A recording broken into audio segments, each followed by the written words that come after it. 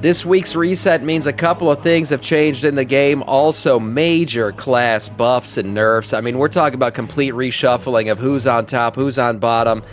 So we're going to get into all that and what it means. Let's just jump straight in here. Pre-patch currencies have been buffed again. That's right. If you're enjoying the pre-patch event, first of all, go see a psychiatrist. Second of all, your Twilight's Blade insignias are going to be a little bit easier to get now because you can now run these quests on your alts and be rewarded with Twilight's Insignia once again. That's right. So 50 alts deep on your account, guess what? You can do the quest 50 times over, get yourself all those insignias, and of course, they are warbound. So trade that shit across all your tunes, gather them up, and purchase all the shit that's there's some okay stuff to get out of this event. So purchase everything you want and gather up that currency.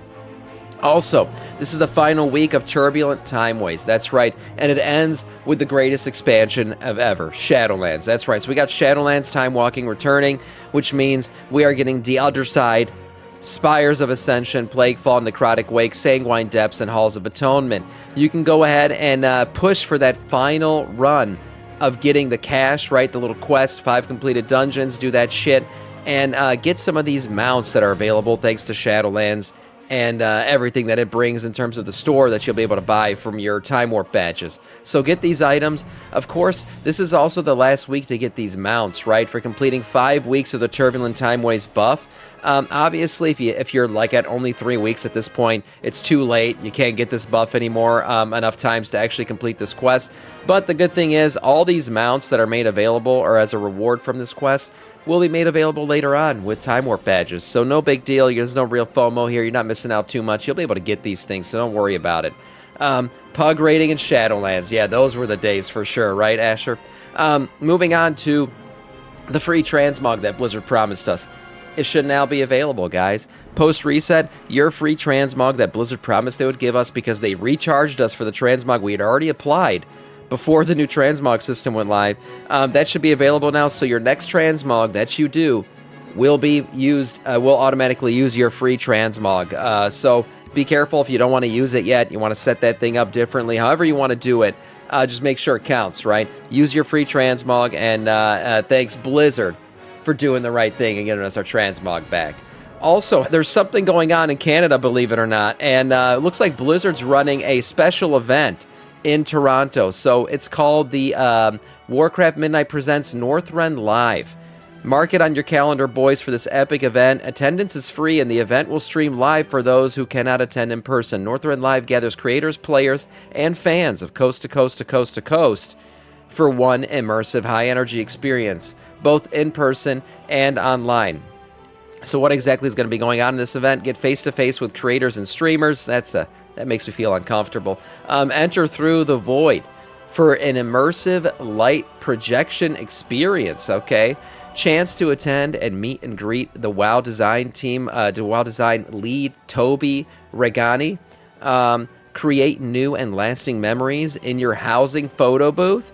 Take photos with meet amazing, what the fuck? Take photos and meet amazing WoW cosplayers, and then compete and win prizes in our own Dark Moon Fair. That's right, we get another Dark Moon Fair like post BlizzCon. This sounds like a baby BlizzCon. No real announcements to be had, just like the social aspect of BlizzCon, which is probably the worst part of BlizzCon, right? All the people not wearing deodorant properly and the interactions with people in person. So there you go. I mean, you can attend it if you want. Free VIP admissions, free general admissions. Again, this is happening in Toronto and will be streamed live on the Twitch World of Warcraft channel. And PLKATV, I don't know who that is. Pika, it's not Pika, the one that I know. It's someone else. So yeah, check their channel out if you want and see what that's all about. Okay, Blizzard's trying to catch you up on the story notes here. So there's a little 4-minute video out there now about kind of the what happened in Midnight, what's going on with Xal'atath. No real new feat shots, so there's nothing really you're going to want to see out of this video if you already know the story. But if you're catching up, new returning player, and you want to see what this is all about, go ahead and check it out. This will kind of catch you up on the story. I recommend watching the video Asmongold put on his files. Dude, it's crazy as hell. Probably will do that later on. Okay, moving on to some interesting stuff here, guys. This class rebalancing and tuning is pretty major. There's a lot of big changes here. Probably a complete reshuffling of what's going on out there in terms of the rankings of DPS classes, tanking classes, and even healing classes. So let's go through these. I'll summarize some of the big changes here coming out. First of all, hero talent shit. Honestly, I'm not going to get into all this. There's so much shit going on with hero talents lately. It's like freaking ridiculous. So we'll get into the main class changes here for every single class and spec. For Blood, we are finally getting the love we deserve. I was just saying it yesterday. I'm like, they got to buff our damage, man. Seriously. Well, we're getting it. Big buffs across the board. Death Strike, Blood Boil, Heart Strike, Death and Decay, Consumption, Bone all getting big buffs in terms of damage. This feels really good. Feels like I've been vindicated. Rather than all you guys in chat just constantly tell me I suck at the game and that's why I can't pump. Okay, Frost also getting some nice big buffs here to Obliterate, but then Frost Strike and Frostbane getting some reductions. Unholy, all damage increased across the board by 8%. Pretty nice buff for them. Moving on to Demon Hunter here, we have Devour. Reap damage increased by 75%. Consume damage increased by 30%. Shattered Soul has now a 4% chance rather than an 8%, so that's a little bit lower there. Across the board, basically some rebalancing and some buffs. So Devour, Demon Hunter, looking a little bit better here. We did see some PvP nerfs in another patch cycle just a little bit ago. So some tuning happening to Devour as would be expected. Buffs and nerfs across the board for them. For Druid, for the class as a whole, matted fur absorption increased by 100%. Matted fur lasts now 15 seconds, was 8 seconds, so that's just some big buffs to that ability there. Regrowth, direct healing reduced by 15%. We just saw it buffed, and now we're seeing it nerfed, so it looks like Blizzard's trying to balance out the standard class healing right now. Wild growth healing also increased by 25%.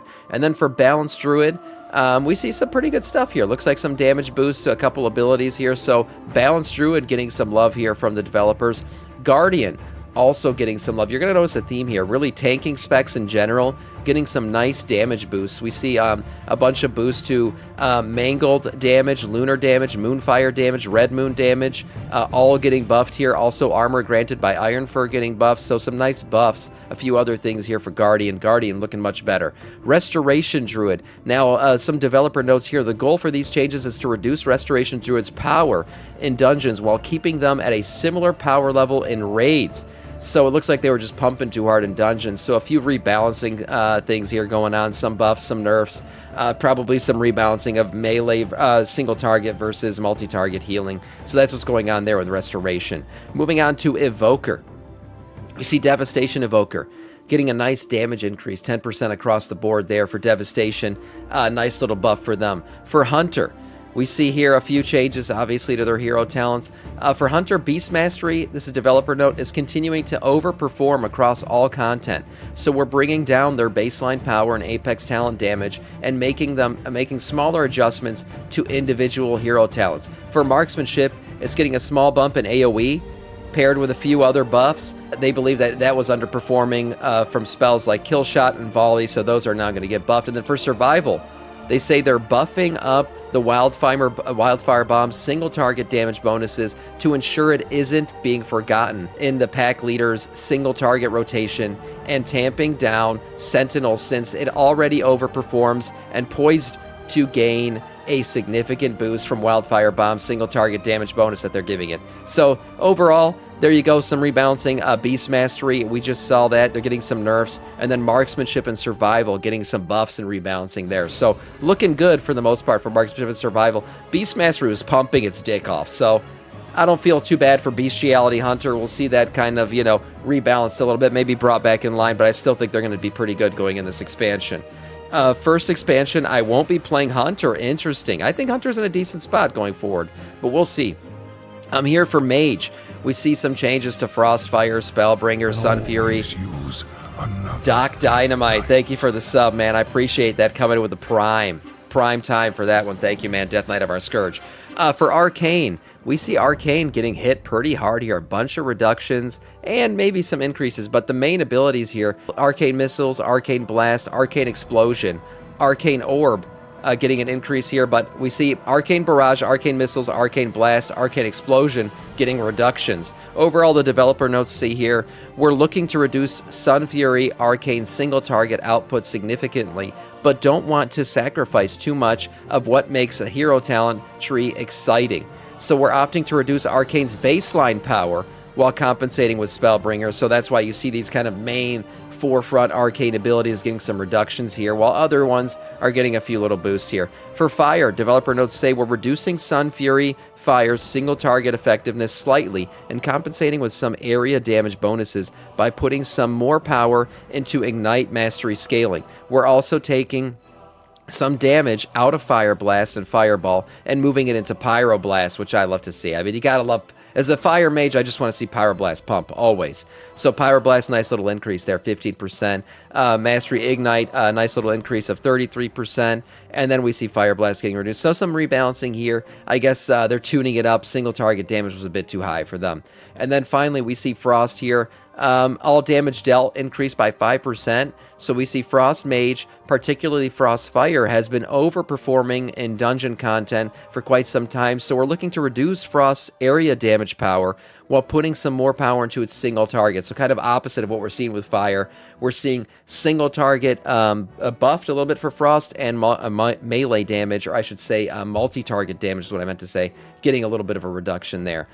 For Monk, we're looking at Brewmaster getting some nice little buffs here. Increase in damage, increase in Tiger Palm, Keg Smash, Blackout Kick, and Spinning Crane Crick, all getting nice little buffs there. Mistweaver, again, we're seeing some more healing rebalancing going on here. Way of the Crane now transfers 160% of damage, was 120, so that's a nice little buff. And then Jade Fire Teachings now increases Ancient Teachings by 260%, was 180. So some nice buffs there for Mistweaver. In terms of overall class. Paladin. Looking at Paladin. Let's see what's going on here. We see Herald of the Sun and Templar getting some changes. Holy, overall, Flash Healing increased by 35%. Shield of Righteous now grants 140% more mana. Holy Shock mana cost reduced. Holy Shock Healing increased by 15%. And then damage increases to Shield of Righteous and Shining Righteousness. So these changes were posted last week. And they're giving more buffs to Holy. So Holy getting a nice little buff there. For Protection Paladin, let's see if it's getting the same buffs as everyone else. No, it's not, actually. This is the one tanking class getting a little bit of a downgrade here. Armor granted by Shield of the Righteousness reduced by 15%. But their Apex talent is getting a little bit of buff for Glory of the Vanguard. So there you go for rank 4. So Proc Paladin, probably the least buffed of the tanking specs that we've seen on this list so far. For Priest, we see the hero talent changes, and then Discipline Priest, Mend Healing increased by 19%, Shadow Ward damage increased by 25%, Shadow Ward overall death deals 250% increased damage, was 150. So Discipline Priest getting some nice big boy daddy buffs there. Holy Healing, all has been buffed across the board by 8%. Holy Priest getting a nice little buff there. And then Shadow, all damage reduced by 15%. Mind Blast damage increased by 40%. And then some rebalancing here. Vampiric Touch damage increased. Shadow Ward damage increased. So it looks like overall some decent buffs for Shadow. They had one little nerf there to all their damage across the board getting reduced by 15%, which is actually kind of big. I said little. That's kind of a decent little nerf there. But then a few other abilities getting some buffs. So we'll see how that all balances out for Shadow. For Rogue, let's check these one out real quick here. Ass Rogue, all damage increased by 3%. Pretty good there from Blizzard. Melee damage also being increased by 10%. A few other increases here, so it looks like Ass getting some love. Outlaw Rogue, we're seeing an increase in damage that was previously given to them being taken away, and that was because Outlaw Rogue actually was broken for a little bit. So Outlaw's performance is that it's been redone because it was hampered by a significant bug that wasn't allowing their damage output to be done correctly.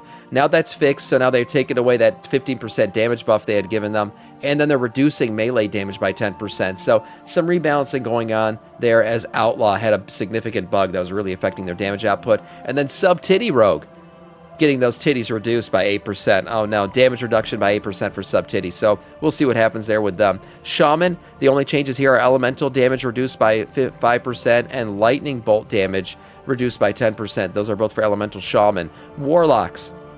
What are we seeing with Warlocks? Well, Affliction Warlock, their Apex talent now goes when it happens 100% more often. Desperate Soul's Wrath of Nathrazine, damage reduced by 50%, and then Dark Harvest damage reduced by 30%. So Affliction getting some reductions there. Destro Warlock, though, getting some love. Incinerate damage increased by 50%. Conflagration, Conflagrate. Okay, let's read this word together, class. Conflagrate damage increased by 40%. Chaos Bolt damage increased by 10%. Summon Overfiend damage increased by 50%, and then Soulfire damage increased by 40%. So some nice buffs there for Destro. And then finally, we're finishing it out with the Warriors. That's right. Let's see what's going on with them. We see overall the class Deep Wounds damage reduced by 30%, and then Arms Warrior getting a Dreadnought damage reduction by 50%, but then Cleave, Blade Storm, Mortal Strike, and Execute getting some rebalancing there. Cleave and Blade Storm getting an increase in damage, and then Mortal Strike and Execute getting a reduction. So some kind of rebalancing of flavors there for Arms Warrior. For the Furry Warriors out there, we see auto attack damage reduced by 30%, but then Bloodthirst and Blade Storm getting increases in damage, while Raging Blow gets a decrease in damage. So again, rebalancing kind of like we saw with Arms. But let's see Protection. Are they getting the same love as some of the other tanking specs we saw here? Protection, Shield Slam damage reduced by 20%. Execution reduced by 20%. Ignore Pain increased by 5%. And Fueled by Violence and Hate, Violence Healing increased by 110%. So overall, some changes here that are both good and bad. Rebalancing a little bit. Nothing too major. They're not getting the same buff that we saw with like Blood DK, but some rebalancing of, it looks like, their damage output versus their healing. So there you go. Some PvP changes here as well. Overall, I think some of these changes are pretty significant. We're going to see some class rebalancing in terms of rankings and stuff like that.